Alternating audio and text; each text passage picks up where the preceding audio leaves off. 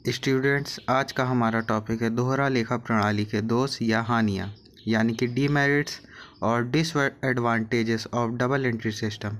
तो पहला दोष है केवल बड़े बड़े व्यापारियों के लिए उपयुक्त।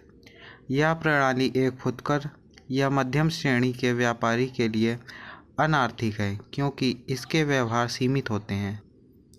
दूसरा दोष है नियमों को क्रियाशील करना कठिन। इस प्रणाली का एक महत्वपूर्ण दोष है कि इसके ऋणी व धनी करने के नियमों को क्रियाशील करना अत्यंत कठिन होता है। बहुत से सौदे ऐसे होते हैं जिनके दो रूप में से एक में एक नियम और दूसरे में दूसरा नियम आता है, अतः दोनों प्रकार के नियमों को लागू करना अत्यंत परेशान करने वाला होता है।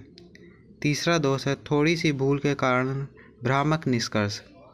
इस प्रणाली के अंतर्गत सिद्धांतों का पूर्णतः पालन किया जाना आवश्यक है।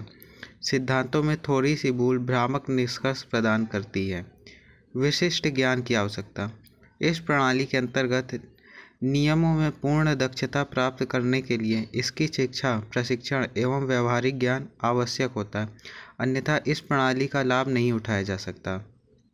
पांचवा दोष है मितव्ययिता का अभाव।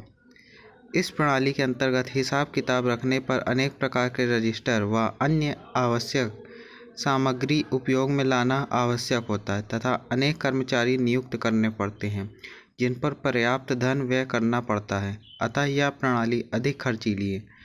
छठा दोष है दीर्घ क्रम। इस प्रणाली के अंतर्गत व्यवहारों को अंतिम रूप प्रदान करने के लिए जटिल प्रक्रिया से होकर गुजरना पड़ता है, क्योंकि किसी प्रारंभिक लेखे के द्वारा ही व्यापारिक स्थिति का ज्ञान प्राप्त नहीं किया जा सकता है। सातवां दोष है त्रुटियों का पता लगाना कठिन। यह प्रणाली यद्यपि पूर्णतया वैज्ञानिक है, यद्यपि पूंजीगत मत को आगम मत अथवा इसके विपरीत समझे जाने पर त्रुटि हो जाती है और त्रुटियों को ज्ञात करना कठिन हो जाता है।